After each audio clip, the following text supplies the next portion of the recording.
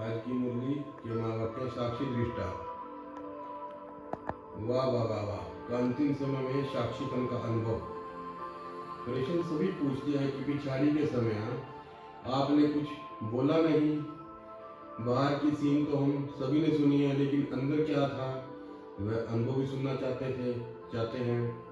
बाबा बोले, हाँ बच्ची, क्यों नहीं, अपना अनुभव सुनाएंगे। अच्छा लो सुनो।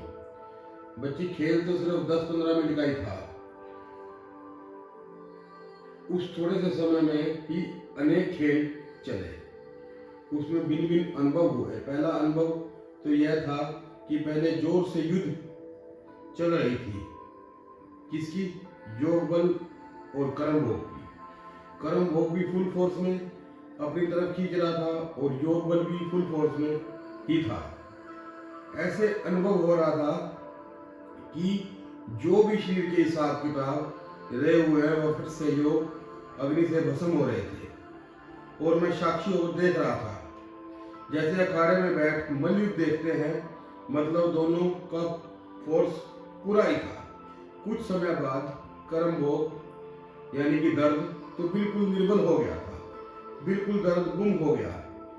ऐसे ही अनुभव हो रहा था कि आखिरपन में योग बल ने कर्म भोग पर जीत पा ली। उस समय 3 बातें साथ साथ चल रही थी। वह कौन सी? एक तरफ तो बाबा से बातें कर रहा था कि बाबा आप हमें अपने पास बुला रहे हो।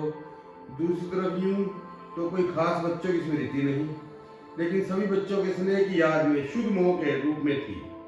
बाकी शुद्ध मोह की रग वाह या संकल्प की छुट्टी नहीं ली, वाह और कोई भी संकल्प नहीं था। तीसरी तरफ यह भी अनुभव हो रहा था कि कैसे शरीर से आत्मा निकल रही है, कर्मातीत न्यारी अवस्था। जो बाबा ने पहले मुरली भी चलाई कि कैसे भां भां होकर सन्नाटा हो जाता है, वैसी बिल्कुल डेड साइलेंस का अनुभव हो रहा था। और देख रहा था कि कैसे एक एक अंग से आत्मा अपनी शक्ति छोड़ती जा रही है। तो कर्मातीत अवस्था का मृत्यु क्या चीज है वह अनुभव हो रहा था। यह मेरा अनुभव।